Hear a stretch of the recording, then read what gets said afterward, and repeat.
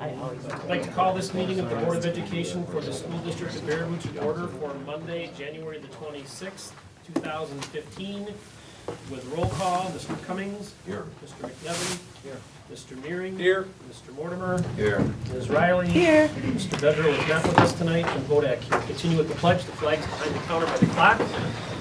I pledge allegiance to the flag of the United States of America and to the republic for which it stands, one nation, under God, indivisible, with liberty and justice for all.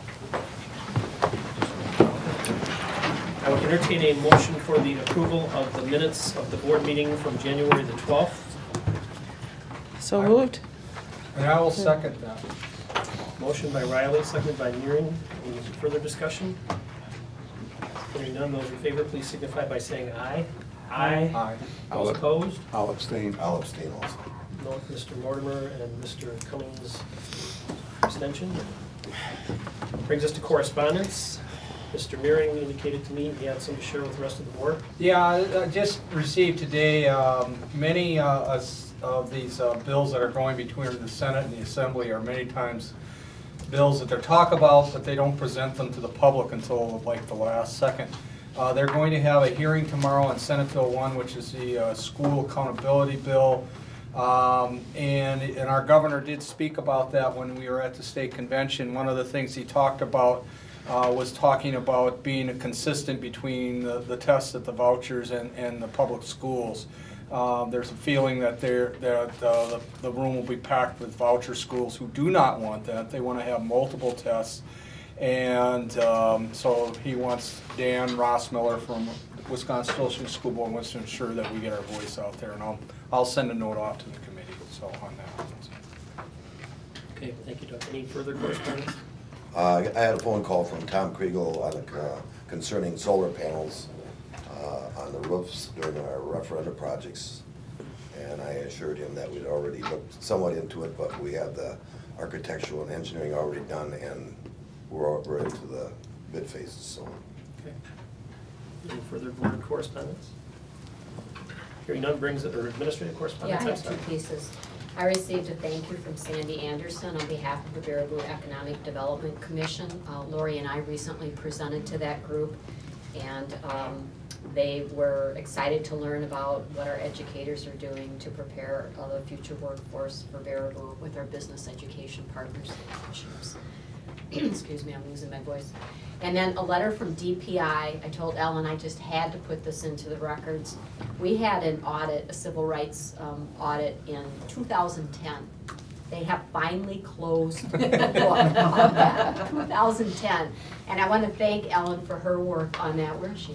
I'm here. And Danny, I know you worked on that. We had various people working on pieces of that, but finally after 5 years, it's completed. Is that it? Yes, that's it. Thank you. Brings us to the portion of the agenda entitled Public Viewpoints. Is there anyone here for public viewpoints tonight? Any public viewpoints? Any public viewpoints? Hearing none, I'd like to move on to the portion of the agenda which is always the highlight of the evening, at least for me, and that's the staff and student recognition. And we have with us tonight from the high school special education department, Shelley Mordini.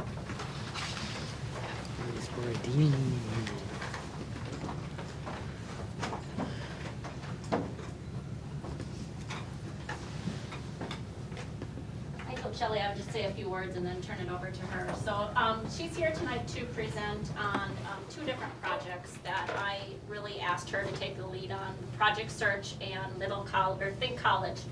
And so she'll tell you more about those. But Shelley is our Transition Plus teacher, so she works with our students with disabilities who aren't quite ready to leave high school up through the age of 21. And she really has a community-based program where she takes students out of the communities, places them at jobs, develops those job skills, recreational skills, independent living skills.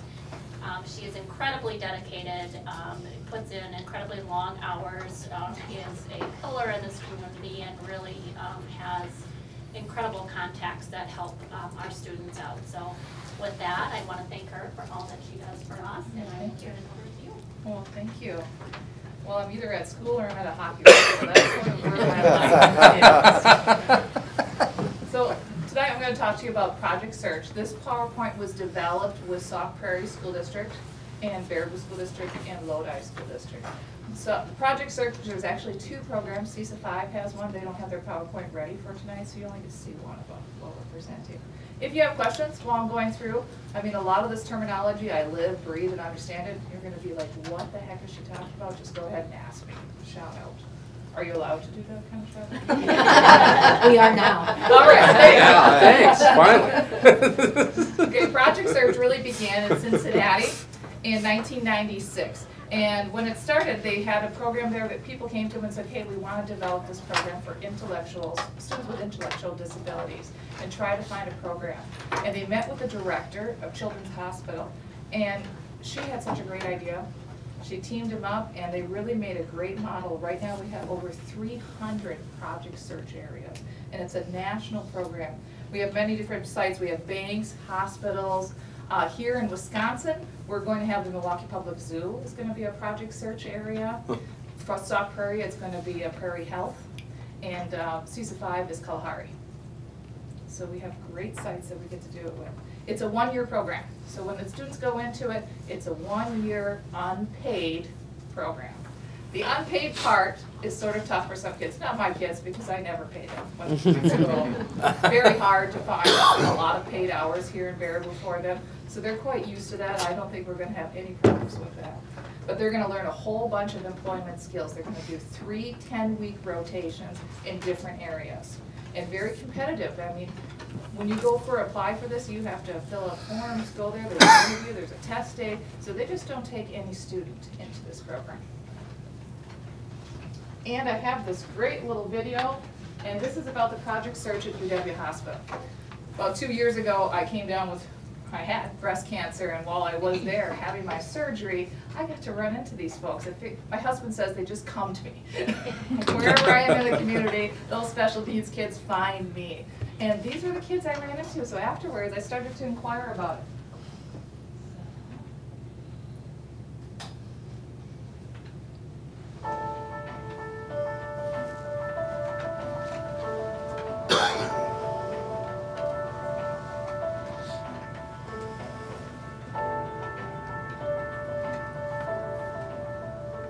Project Search is an internship training program that began in 1996, I believe, with Erin Riley at Cincinnati Children's Hospital. And in the process of hiring students or individuals with disabilities, she discovered that they wanted to do more of a business-led model.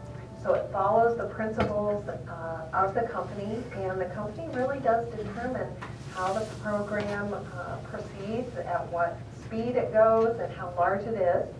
It is done in partnership with usually an educational partner. In this case, it's Madison Metropolitan School District, and with a vocational partner, the state of Wisconsin, the Department of Vocational Rehabilitation, and with Madison Area Rehabilitation Centers. We're the long-term vocational provider. We provide the job coaches, and then we also provide the long-term support once an individual has graduated and is employed at the host business, which is the UW Hospital.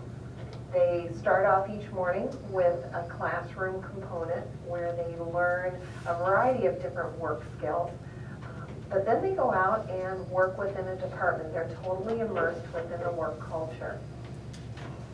My concerns would be, would it interfere with the work of my current employees? Would it slow productivity in any of my areas? Would it hurt the service we provide the patients? From a UWHC perspective, it was very painless. The school staff would come in, learn the jobs, and make sure that they had a student that could be successful in those jobs. And then they would teach the student that work and support that student until they became knowledgeable enough to handle it themselves. There are some departments that like to actually do the training themselves. There are other departments that really like to have the job coach or the teacher provide the training. Project Search is located in hospitals, it's been located in banks, insurance companies, also a Walmart distribution center. And it holds true within all those environments that students are learning great work skills, and they are totally immersed within the culture of the business. The interns have made a big impact on our efficiency. We bring them in and utilize them in positions as we would utilize anyone else. They are very capable and highly motivated individuals that can solve problems for us, and they've also taught some of our full-time employees some a little bit better work ethics as well. So very dependable. If these guys are scheduled to be here, they're here. The quality of their work is just as good as any other employee. Of course, there's a learning curve, but the more anybody does anything, the better you are, the fewer errors that are made. Just the progression of watching them do the jobs that we had earmarked for them, they can do so much more. Project Search taught me how to get along with people and how to come early to work every day. The skills you learn in there will transfer over to those jobs, whichever one you end up with. And once you do start working at an actual job, you will pretty much know from the very start what you're doing, and it will look really good on a resume. I show my colleagues what successes we've had thus far, and at least start them thinking about how perhaps they might be able to have a project search student in a training rotation, if not as a hire. I find it refreshing here at UWHC that our senior leadership is so involved with allowing us in middle management to have these type of programs. It's something that is very valuable to the community, I think, and to have a senior leadership like we do here at UWHC that encourages this type of program and stuff, I think is really cool. I've been the project search teacher I'll be going on my 3rd year now, and worked with many interns. And I've seen them grow so much from the time they walk in the door that first day until they exit the program. They're getting positive reviews from their department supervisors, from their coworkers. Why not hire a project search intern? We actually get hired too as paid employees at our hospital, and they do anything and everything that's asked of them. They do it well. They want to give 120% constantly, and what more can any employer ask? It's been fantastic.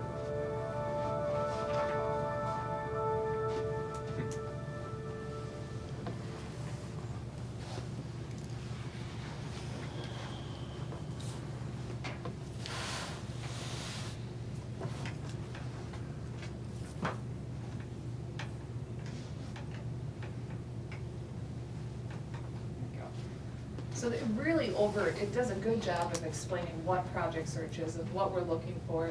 It's a business-led model. It has a fidelity model to it. It's evidence-based, very competitive. Sauk Prairie Health is going to have at least 8 students come into it. Kalahari said they will take 10, and they will hire every one of our students that go through there. So they're guaranteeing us employment. So I think here in Baraboo, we're very lucky because we got 2 spots we can choose from. We can either go down to Sauk Prairie Health and kids who want to do that, or if we got kids who want to go to the hospitality area, we can go up to Kalahari. I know that they could be employed at that time. 18 to 21 have to be done with high school, go into this program. One of their requirements is that once you go through Project Search, your faith ends. So we were talking about this because I think there's some kids who would be great doing this right out of high school. I think there are some kids who need to come into Transition Plus and learn some skills before we send them off to Project Search. So it'll vary on the student, different ones. But the free and appropriate education will end at the end of that time. And we really look for types of jobs that are non-seasonal. So we have the kids doing the training down at Sauk Prairie Health. What we're really going to be looking for is them coming back to Baraboo and trying to find that same type of job here. And that comes, and it's also 16 hours a week, which is awesome for that. And we're going to work on developing developing skills, transferable skills, being independent. They have to, last part I didn't talk about was the DVR, have to be DVR eligible. DVR is Department of Vocational Rehab. Most of my students qualify for it. It is the most important piece for them to be into Project Search. If you're not DVR eligible, you probably won't get into Project Search. And these are the school districts we have right there. We have Sauk Prairie, Lodi, Baraboo. And we have all our partners here. IRIS. IRIS is a program for our students. You know, when I first got here, I only had Sauk County Human Services that I worked with. Called them up, I got my social worker. It doesn't work that way anymore. My students get a choice. So when they go there, they can go to the IRIS program, which is they get the pot of money and they decide where it goes. Who they can hire their own job coaches, their own transportation people. They really get to control it themselves. I have 2 students on it currently, works great. Others go ahead and they go with Continuous, which is the old social worker programs. We also have the ADRC of Baraboo here, which is a big component in helping us. And we have CARE Wisconsin, because if you're in Columbia County, you also have that option. And of course, DVR. So what do the school partners do? We identify students. We tell them who we'd like to send to that program. We're going to have to provide the transportation. We haven't quite figured that piece out yet, but we'll work on that. And we do a placement through the IEPs. And what does Sauk Prairie do? They're going to hire a teacher.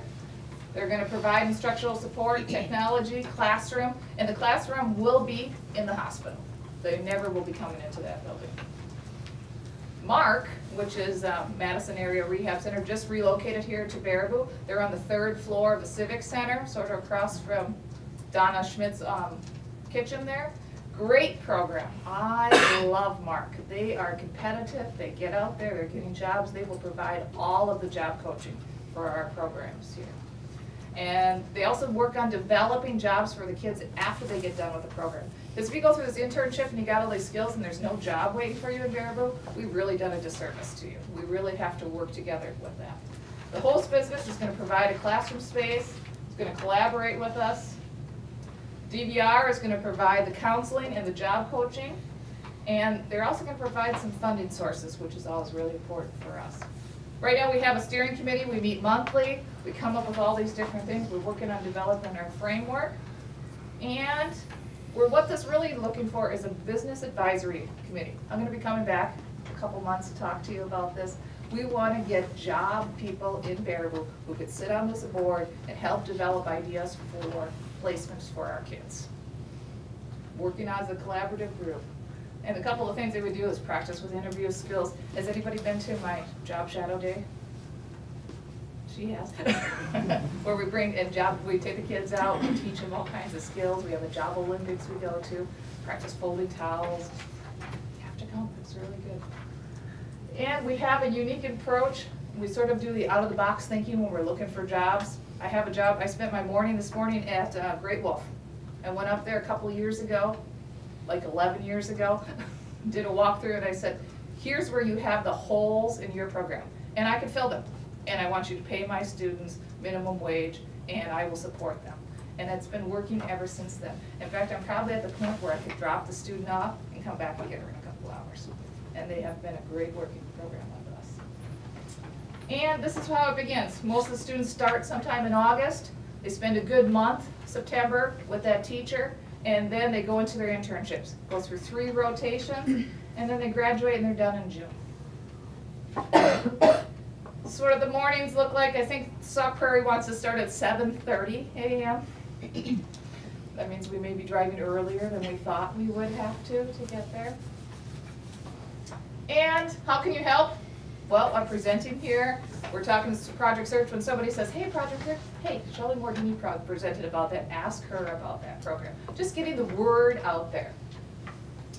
And parents, Shelley? I'm really starting to get parents. When's your open house? My open house, did I miss that part? Well, you said that there is one. Yeah, I think I have that coming up. Oh, there you go, sorry. Mo. Thank you. It's April 5th, 16th, and it's down at we're having it at the high school. That could change. We're trying to convince the business we should have it at the business. So. Which business, down in Sauk? Sauk Prairie Hospital. Okay. And they have just came on board like January 1st. So we're still getting them used to the idea. We haven't quite overwhelmed them yet with all the great things that are gonna be happening there. But they have gone down and seen the UW program in Madison, so I think they're ready for that. And these are just our contact people here. We have Liz Kennedy, Tiffany Wilkin, Danny, Trish, DVR counselors. Questions? Doug? I hear like from the state, it seems like there's a lot of projects out there that is it growing at this point? Project Search is growing. You know, when you get the grant, and very few places get the grants, that you get a lot of money tied to it. You know, you get almost a full year of having the teacher paid for. You get to set up, you get these conferences that they go to. I mean, they sent me to a conference, and I don't think it cost us very much money to go to it because it was covered part of that grant. Sure. They have a national, but they said Wisconsin has been a spot where they have shown a ton of success, so that's why they're expanding more in Wisconsin. Yeah. And this year there's 5 Project Search programs in Wisconsin. Okay. Again, in education in Wisconsin, I think this is one of our shining lights as far as what they're doing lately. Especially with students with intellectual disabilities. I Yes. agree. Yep. Okay, now I have another one for you.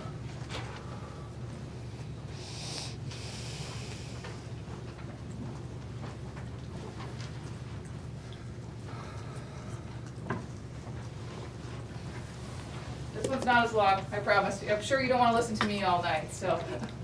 Think College. Think College is a program that we've just started. It's a collaboration between Edgewood College Cutting Edge Program, University of Baraboo, Sauk Prairie, and Baraboo. And the idea is to get kids with intellectual disabilities into the college. I have a video here I want to show you. I just want to show you the very first part of it. It goes into a long part afterwards, but I think it gets you into the right mind frame for it. Can I ask you a question? Can you tell me about your college experience? Sure. I came from a really small town. I loved it a lot. Really taught me a lot about life and life skills. Helped me come out of my shell. College was great. It took me on the path that I'm on today. It took me to Peace Corps, and now it took me to a new job. Oh, college was great. I owe my career to it. I even met my wife there. Who do you think should go to college? I think everyone should go to college. I think everybody should go to college. Anybody that wants to. What about people with intellectual disabilities? What? That's a good question.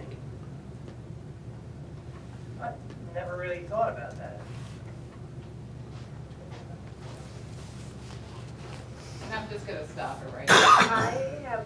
We have a great, Claire is great, and if you'd like to watch this, it's a Think College program. You can go onto YouTube and see it. But, let me get up to here. We right now have a couple students in the Think College program at BOU. It's just in the pilot project, so the dorms were built. And they said, hey, do you have any kids who'd like to do that? I'm like, I'll ask. I have one young lady who's now living in the dorms, goes to Think College, is taking classes. And it was unique because the first day of school there was no dorms. They weren't quite ready, so we had to come up with Plan B and really work on that. And so she's taking classes, she's supported by her kids. At the high school, I have a kid in the class, I get somebody in there to surround him. I get an adult to surround him. Think College, I find kids to surround him. And Think College pays for some kids to take notes for them, help them out as a peer mentor or tutor. In her dorm room, there's somebody who lives in her dorm room who gets a discount on the rent to keep an eye on the young lady. So it really works as a nice protective program. Next year I'm gonna have 3 living in the dorms. Good thing I don't have to live in the dorms with them, so. Required to go into Think College, you have to have an IEP and a willingness or desire to go to school.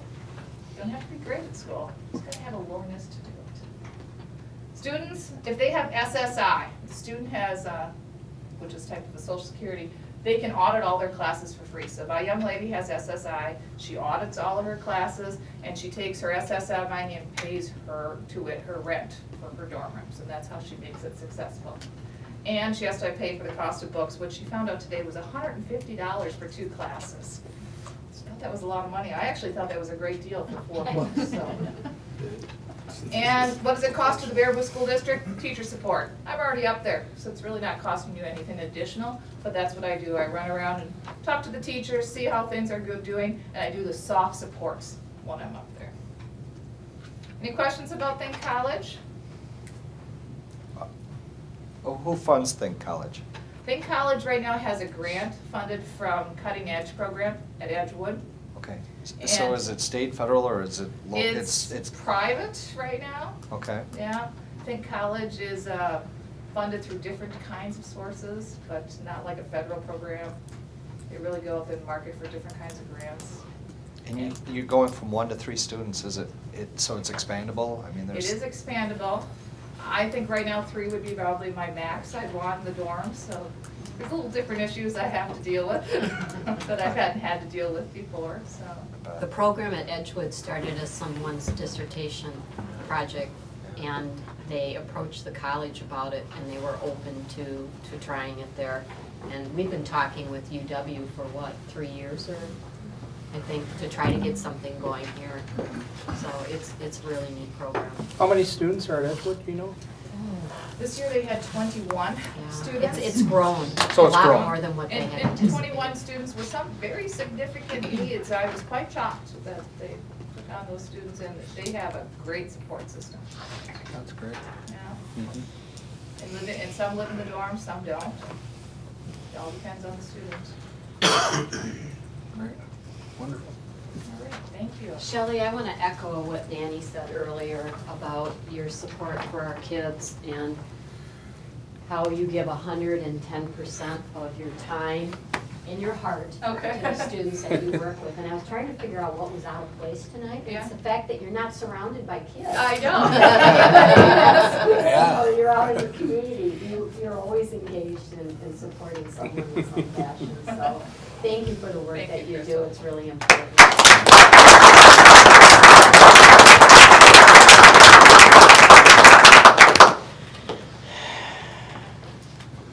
Okay, up next, under reports, and we had this on our agenda last time, and decided to bring it up at the meeting this week, and that is the referendum building project updates. We have 3 that we're going to touch on tonight: East, West, and North Freedom. And Dan is ready to go. I'll actually kick it off. Okay.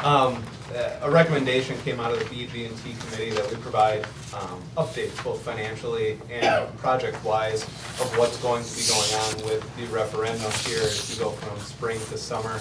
We obviously have a lot of projects that we're undertaking in a short amount of time. So if we can just provide some updates and let you know what's going on, the board will be in the know, and then if you have questions from the community, you'll be able to field those questions. Tonight, we're just briefly going to touch on North Freedom, East, and West.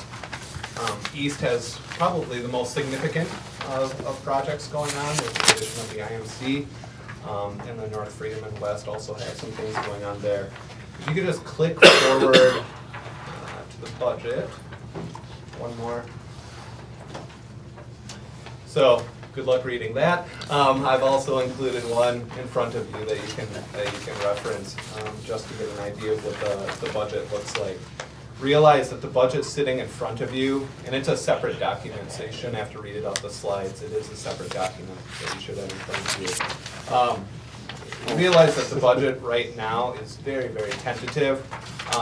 Bidding went out last Friday, the 23rd. And the bidding will run through February 10th. It's at that point, once we sit down, review bids, we'll actually be reviewing bids later in February. That's when we're actually going to choose the contractors, and we'll have a much clearer picture of what the actual cost is going to be for each of these projects. So what you see there, notated for the high school, Jackson Middle School, so on and so forth. Those are really tentative numbers until the bidding comes back and we actually know what we're looking at. A couple notes I just wanted to make with regards to this budget. GLW and the high school, those numbers are a little bit further from final numbers than the other schools. GLW, we are still reviewing what type of project we're going to pursue with the parking lot, and that is going to be dependent upon the bidding. The high school has part of the high school built into the number. Part of the parking lot built into the number. but we will also be using non-referendum dollars to help fund that specific project. So again, budget's very tentative at this point, just wanted to give you a brief update. Dan's going to take it from here, going into the more project-specific update.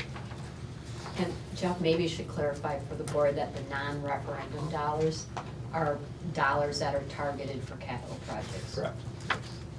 And they're on the deferred maintenances too, so we're not veering away from what was already identified as deferred maintenance. It was already budgeted. Is that what we're saying? It was already budgeted for this specific project? It's other money that was borrowed for that purpose. Okay, It was non-referendum but it borrowing. shifted from another project to this, is that what we're saying? The scope of the parking lot actually increased. When they did their soil borings, basically Sure. they found out that there's nothing underneath the existing, so putting new asphalt down is 5 years from now, you're gonna have a project that look, or a parking lot that looks very similar to what you have now. Okay.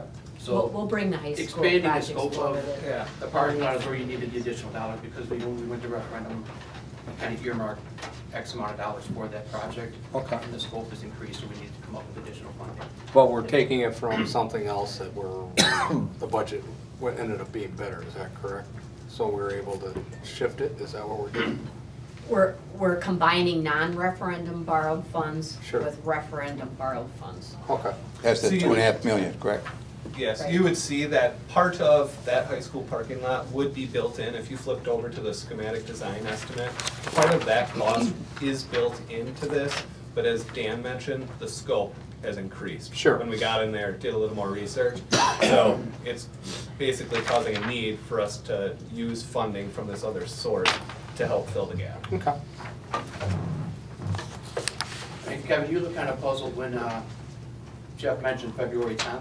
know Yeah, I thought it was the original- 3rd. The original date was the 3rd. What happened was Epstein released the documents to C.G. Schmidt, and when C.G. Schmidt received them, with their bidding process, they kind of look at things and the way some things are worded.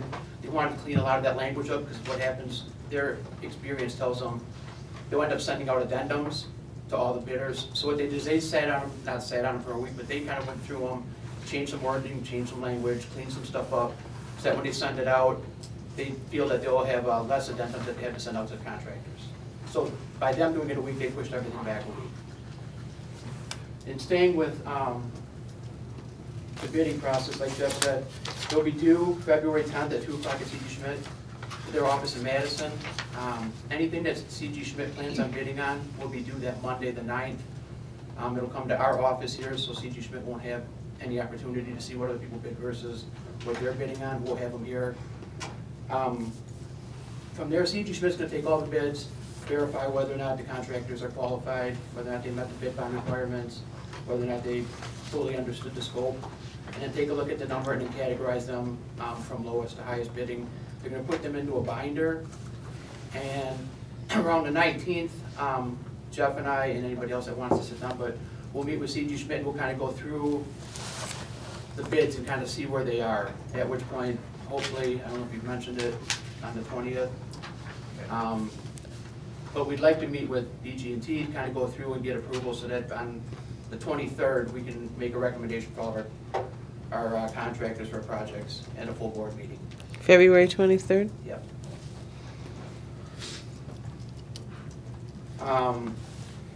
As Jeff said, basically everything is on the streets right now, so it's out to bid. There's a couple different planted bid sites that are in the state. That's where they're being advertised. Basically, for anybody that wants to bid them, all your contractors basically look at those sites. We've, in our maintenance shop, have made about a half a dozen calls just to local people. We've called Hills, we've called Poynton, Terrytown, Bloom, our quality control for HVAC controls. So we've made some phone calls letting everybody know where you can go find the bids. Anybody that's calling us, we're letting them know. So we're certainly trying to encourage our local contractors to bid. So I guess that brings me to how did we get here? Basically, Epstein Ewing kind of took our referendum questions, looked at our buildings and walked our buildings and said, you know, what do we want to accomplish? We set up meetings with each building principal and their selected staff, and FC kind of brought a conceptual design of what they thought an office flow would make a safe and a secure entrance, because that's the primary focus of basically all of our buildings.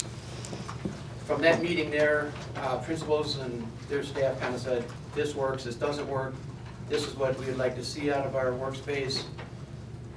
So they went back to drawing boards, kind of incorporated the notes that could be, and came back again and met again and just with their staff and made sure that our concept of what's a safe and a good working space and their idea and a budget would all meet together. From there, they kind of got the footprints of all the entrances, what feels like everybody would live with. Then you start getting down into the details of the mechanicals. Met with my staff individually with electrical contractors, HVAC contractors, plumbers, etc. Kind of fine-tune that drawings, and that got us to where we are today. So one of the main concepts for the whole safe and secure entrance is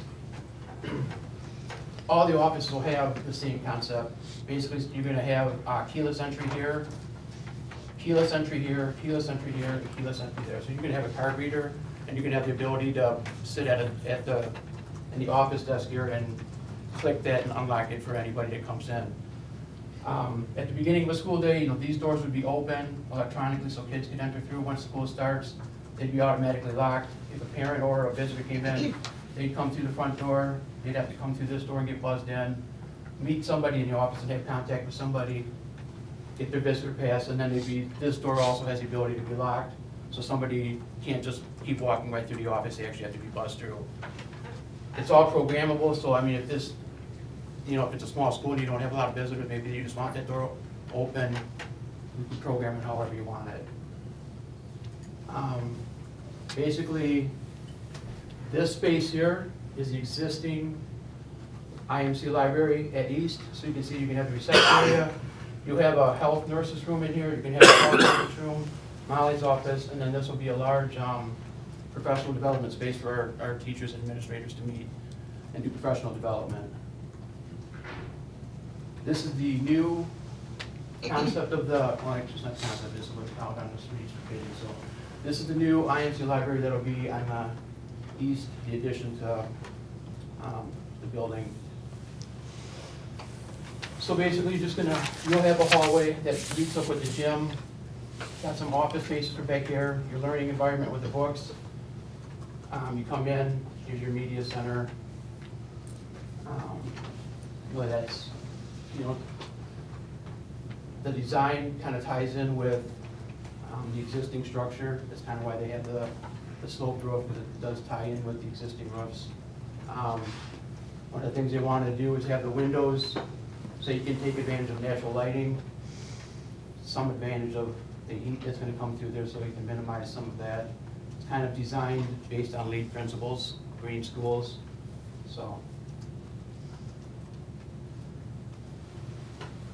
again, that's a picture of the main office. Some other projects that are taking place.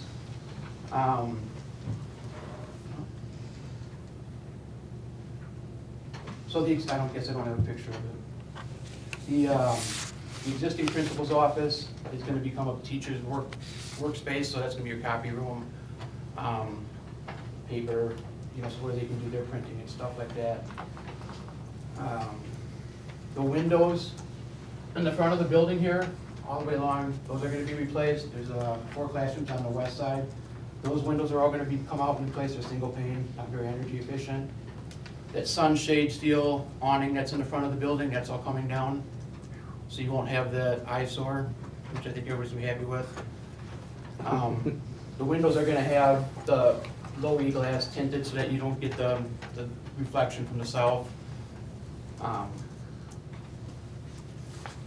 I think that's about it. And all the unit ventilators in the classroom are coming out also. So we'll have air conditioning, new unit ventilators are going in, so all the classroom spaces will have air conditioning.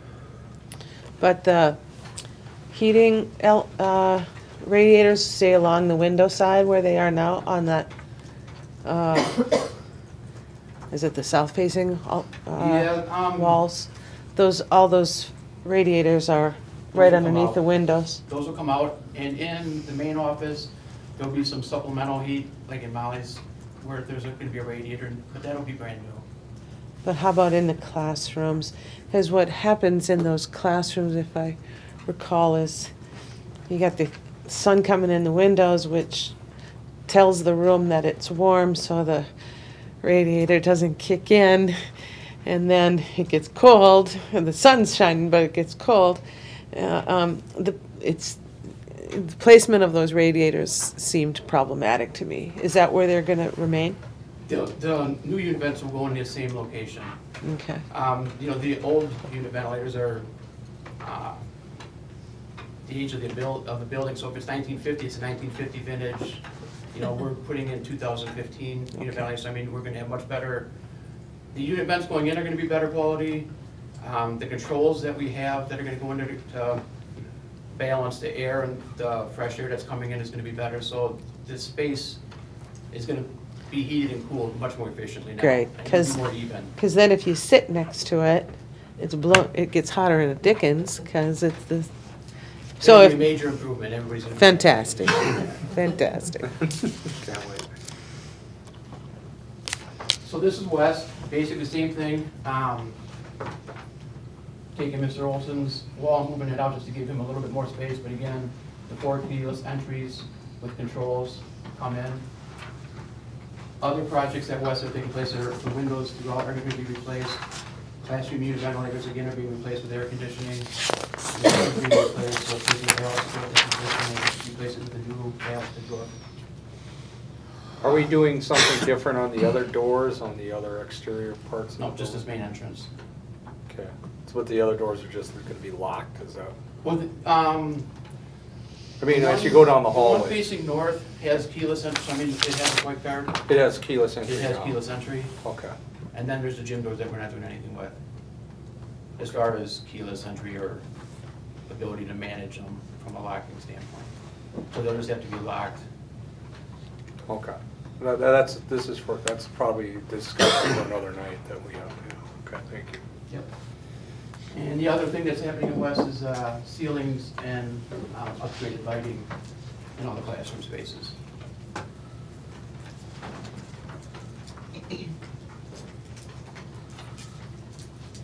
And then North Freedom, same thing, safe and secure entrance for entryways, and then the only thing we're doing here is adding condensers so that we can add air conditioning, and that'll just tie in a cooling coil and air handling up in the attic, and then it'll provide air conditioning for classrooms.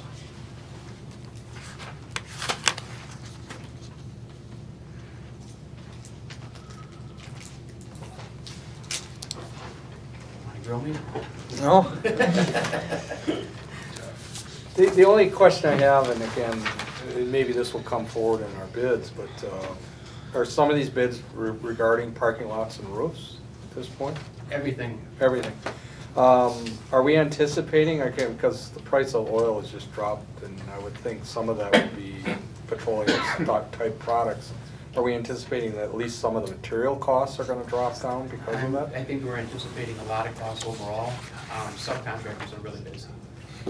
So what savings we may get on materials, you're saying we're going to probably get hit Probably, with yep. offset in other areas? Okay. So Dan, if you're going to take part of that money for those parking lots, out of that $2.5 million non-referendum debt, does that mean that some of those projects that are listed for that $2.5 million, they're going to have to be canceled then, correct? The parking lot was actually identified in the non-referendum list as deferred maintenance, so it's not like it's not going to get done. It was already identified to get done. It was listed on that sheet, from MSA. Yeah, I was just looking at it the other day, I don't remember. But I knew we had projects that would come up to $2.5 million, correct? Yes. And some of those projects are being offset because we're doing them with the referendum. So like all the 2.5 million that was non-referendum, some of those projects that were on a list of, let's say, 40 objects, some of those are being done with the referendum dollars. So you're kind of pulling it out of one, the referendum is taking care of it, and then the parking lot would take care of So a different, how do you keep those two straight? Or don't you need to? Jeff? It's all accounted for separately. Yeah, and I think you and I had spoke at the next BB&T meeting. We're going to go down that list of the non-referendum spending, and we'll go through that list and make sure that we're hitting all those areas that we need to. Any other questions? Thank you, Dan. Thank you, Jeff. Got a question right now. $56 in furniture.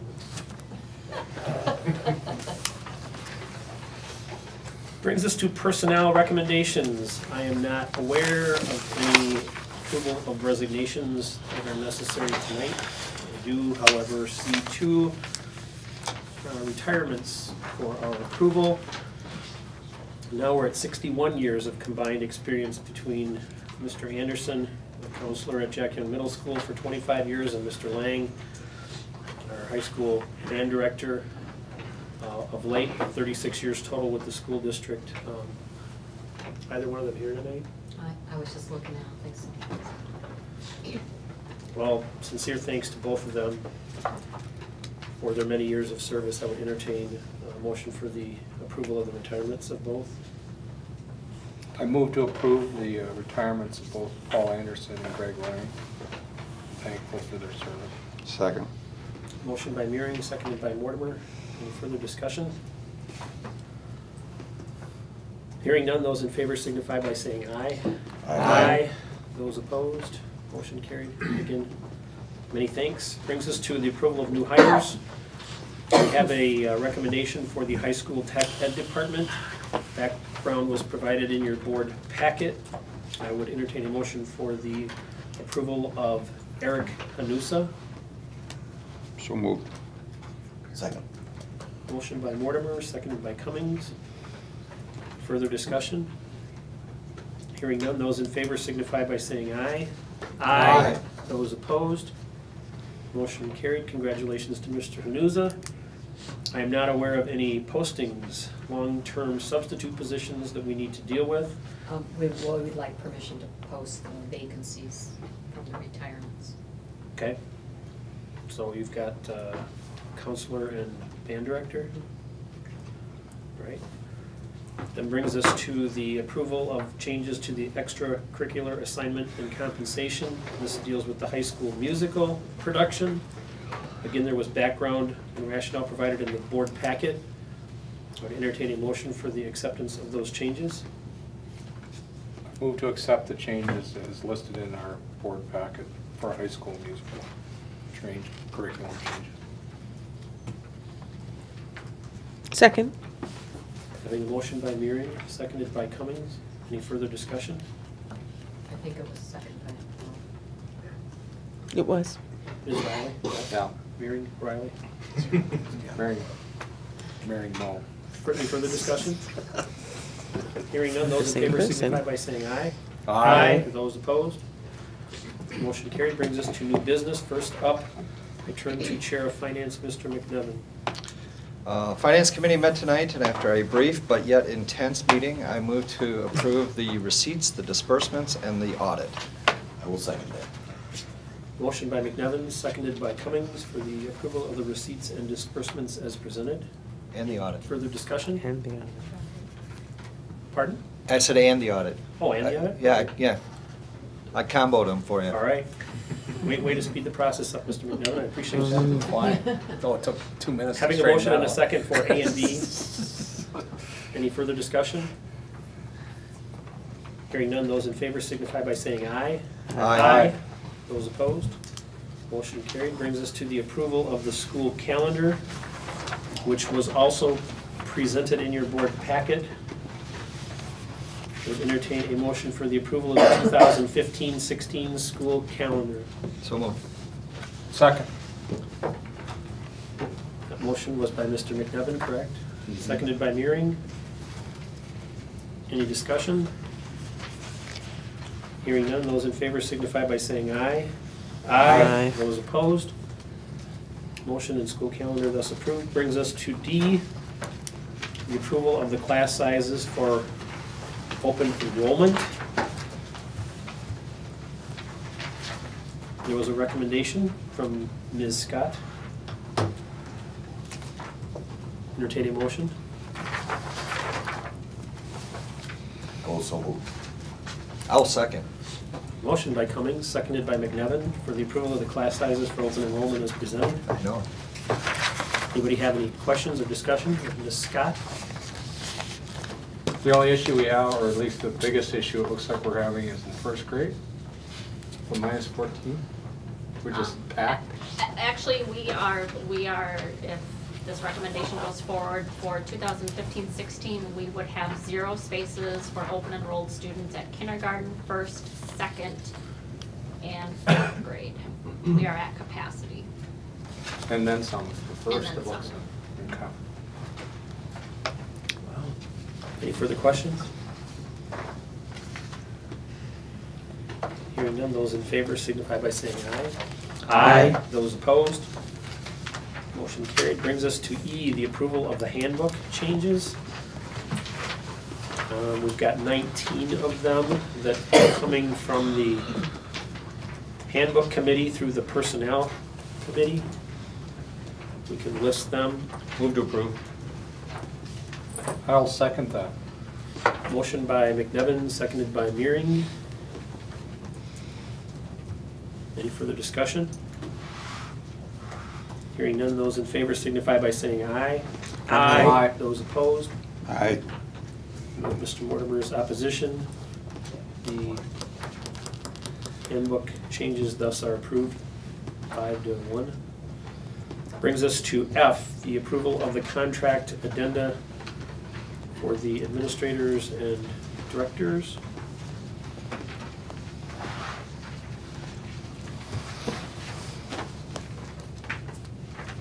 I don't know how much discussion.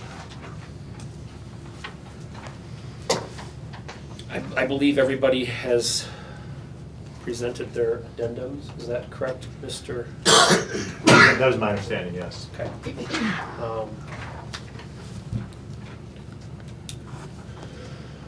Those are effective as of July 1st, 2015. And they incorporate the post-employment benefit changes that the board previously approved. Boardman and Clark Law Firm put them into prose, if you will, into the contracts. That process from the board meeting to the process of the addenda was a lot more complicated than I thought it was going to be, but appreciate your leadership through that. Entertain a motion for the approval. So moved. Second. Motion by McNevin, seconded by Cummings. Further discussion? Hearing none, those in favor, please signify by saying aye. Aye. Aye. Those opposed? Aye. Who moves that opposition, Mr. Mortimer? Yes, sir. Okay. Thus approved 5-1. Brings us to the CISA 5 Youth Apprenticeship Services approval. Entertain a motion to that effect. I move to approve it. Second. Motion by Meering, seconded by McNevin. Any discussion? Hearing none, those in favor signify by saying aye. Aye. Those opposed? Motion carried. Brings us to policy. And for the second reading of those and addressing those, I will turn to Mr. Meering. Yeah, for our second reading, I move to approve and waive the second reading for the following policies. 343.44 course options, 343.7 online learning, 345.4 promotion and retention, 345.6 graduation, 351 summer school, and 461 student scholarship and senior awards. And that's my motion, to approve them as they are currently written and in our board packet from the last time. Is there a second? Second. There is a motion to waive the second reading as presented by Mr. Meering and seconded by Ms. Riley. Any further discussion? Yeah, the only thing is if any board member wanted to, we could for a friendly amendment, pull any of these out and discuss separately. So always give that as an option versus the blanket. Seem to be slightly less contentious than the last one. I'm just bringing it out as an option so that it is always clear that we're not forcing this. I appreciate that. I'm sure you do. Those in favor signify by saying aye. Aye. Those opposed? Motion carried. Continue on with Mr. Mirren for the board administrator evaluation process. Yeah, and I'm sorry for the lateness, but this came up at the education convention. Emailed the effectiveness project, and many of you should have a copy of what we the session we went to. Ms. Miller and Dr. Ritzenthaler, we also attended the same session. This is a project which is done by CESA 6. They're the ones that are affecting this training. And they do a wide variety of training across the board with student and school staffs.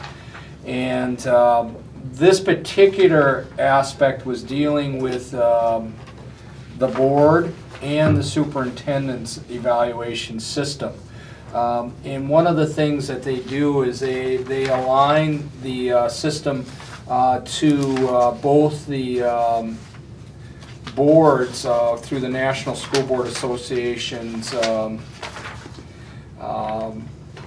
key works of school boards, and the educator effectiveness style, which we follow with the district administrator, and trying to get alignment between the two areas versus having a separate evaluation system for the board and a separate evaluation system with the district administrator, saying that we should try to align our two systems, and then they work, and that's what of the work that they do. They also do work that is individually based upon the school district. So like we could take our strategic plan and make that part of that process, because that's what they find is that school boards and district administrators, when they do this, they do have increased student outcomes. I mean, one study I found that by going through a process such as this, they could get increases in their academic achievement of 10% or more. And so, I mean, what they did is, in a nutshell, is they brought up all the different areas and saying, and then it's kind of up to us to decide whether we want to follow this model. I was very impressed with with the work that they did. And there's different models as far as even training. They have obviously the least expensive one is if we would go to a regional training, the superintendent and with at least one board member. One of the things that I would suggest if we do follow this model is that we obviously wait until we have a district administrator hired. So, my other recommendation, even though I know there would be additional costs to it, it is my preference is that we would do that in district. They have two options, a full and 2 half days. That being is, I think if we did it on a regional basis, I think as many board members as possible should be attending this session. And I think if we did it here, we would obviously get better attendance. It's like we would do it like in a board retreat session. So I mean, that's my current recommendation. And I saw CESA 6 also present to the CESA 5 superintendents, and this aligns with educator effectiveness. So yes. It's very similar to the process that we're now using for teachers and building principals. And this model can also be used in addition to the board and the district administrator, other central office administrators as well. So if we went this direction, the whole district would be aligned with its evaluation process. Yeah. And DPI doesn't have anything developed yet for central office administration or for district administration. Yeah, and not that it's going to happen, but I mean, there is obviously some words that, eventually this is something that DPI will be requiring. I would rather be ahead of the game and implementing it versus somebody requiring this is what you need to do.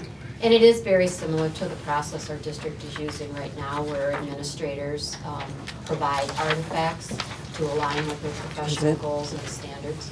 Yeah, but I like it because then we get more alignment with the district administrator, and regardless of whatever road that we go down.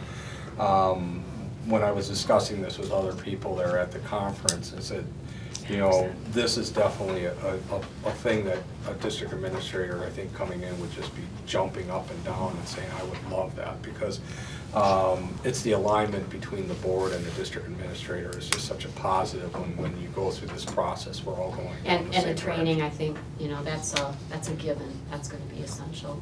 Yes, absolutely, going forward, yes. Anything further, or any questions of Mr. Well, the only question is, I think at some point we need to have a discussion in whether we're going to be committed to doing this process.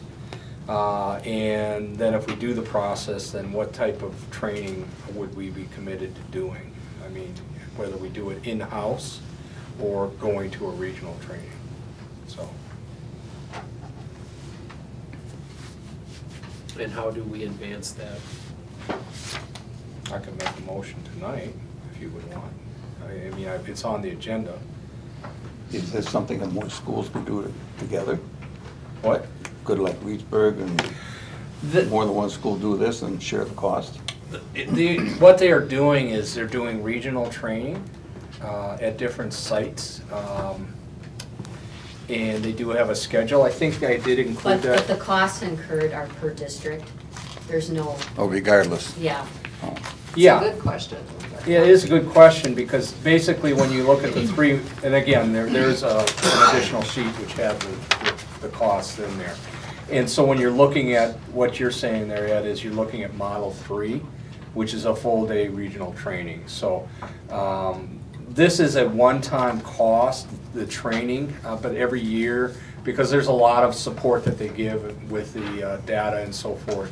And so that's the one-time cost, and each year there's an additional annual fee of $500, which again, that's just for like managing some data. So we would give them the data, and then they would come back with reports on it. So I mean, those are the three models that we're looking at. I mean, I could bring a motion tonight, or would we want to think about it and then maybe come back at the next meeting? That sounds good. Yeah, why don't we do that, so we can think about it. If you have any questions, you can ask myself or Crystal. Lori was at it too, if you want to ask her, but I mean, we were all in attendance there, and we certainly could get questions answered from CESA 6 too on this. Okay, thank you. Okay. That then brings us to the district administrator job description, which was included in your packet. It was previously approved by the board a few years back. It's on the agenda mainly for bring us back up to speed and refresh us as to qualification and such, unless anybody has anything to add or detract from the job description as it's written. Could certainly entertain a motion to further approve it, but it's. You might want to wait. Oh, that is correct. What has been pointed out, there's one item in here that through statutory requirements, under qualifications, the third bullet point, which is on the front page, very first page, he or she shall reside in the school district. That is against state statute that was implemented 2 or 3 years ago. So with the exception of that, we could pull that out and approve it. It hasn't been posted yet. This particular description? Are you talking about the job posting? The job posting is up. That has come and gone. Okay. Yes. Okay. So Internally. Okay. So I'll make a motion that we approve the job description less the Just strike that bullet point. the bullet point about residents. Correct. That's my motion. Okay. The job description is from 2008, so you may want to review it again once you have somebody new on board. I'll discuss some more once I get a second, so. I'll second so you can discuss. Okay, I reviewed this, and again, I think everything's appropriate, and I agree with you, Dr. Ritzenthaler, is that certainly, I think whoever comes and sits in your chair, we would certainly work with that person to update it. There may be some things even through this DAPES process, through our new strategic planning process that would preclude us of doing it. But for current job postings and discussions with whoever, I think it's appropriate that we just go with that. Okay, having a motion and a second. Is there any further discussion? Hearing none, those in favor signify by saying aye. Aye. Those opposed? The updated description is thus approved. Brings us to K, the agreements involving internship, temporary work, assignment, disability, and we have with us tonight, if anybody has any questions in that particular situation, which is at Al Bierman. Entertain a motion.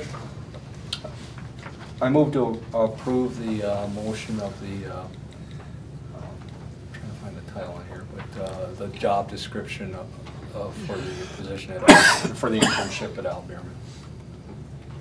I'll second that one. Motion by Meering, seconded by Cummings. Did you say job description, Doug?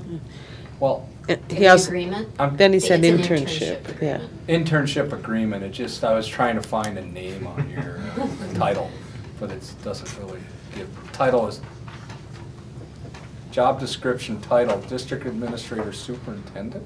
No, it's the. Keep going. Keep going. Oh, I'm on the wrong thing here. Sorry. Get with it. An intern superintendent. Washington's a little tougher on than you're ready to.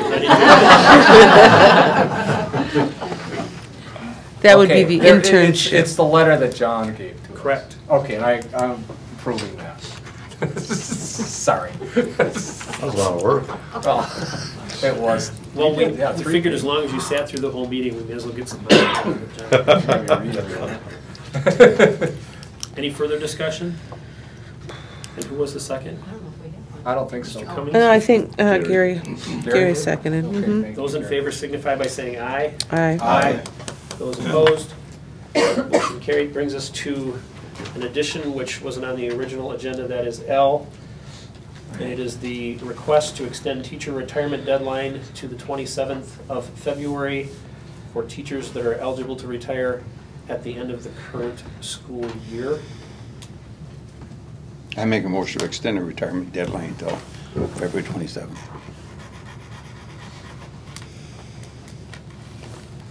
I have a I'll motion. second it. Having a motion and a second, motion by Mr. Mortimer, seconded by Mr. McNevin.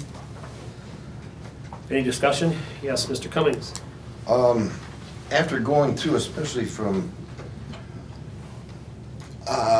my opinion, as far as being on the Finance and Buildings and Grounds Committee, we've got $12 million worth of projects coming up this summer. We're replacing a district administrator, multiple staff. We've got Jeff has got us down to a very good, tight schedule as far as going along and with the bidding and all the different replacements and stuff. My opinion is that if it's gonna goof up our schedule and our stuff that we've been going, or the way we're planning out the year. I can understand, sort of, in a way, but there has been plenty of a time. From the time of the request of the 21st up until next Monday is 10 days. There's still a week, and it said several people. I think we've got too much on our plate right now to approve this request. It's not on our schedule. We have a lot on our plate, a lot. Sure, that's my opinion. Any further discussion?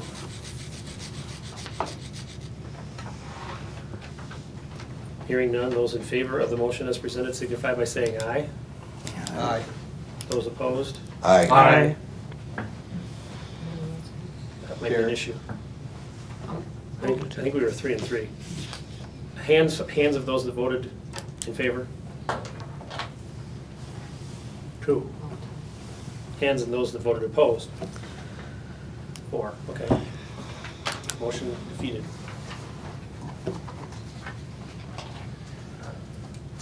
We have no necessity for a closed session, so I entertain a motion to adjourn.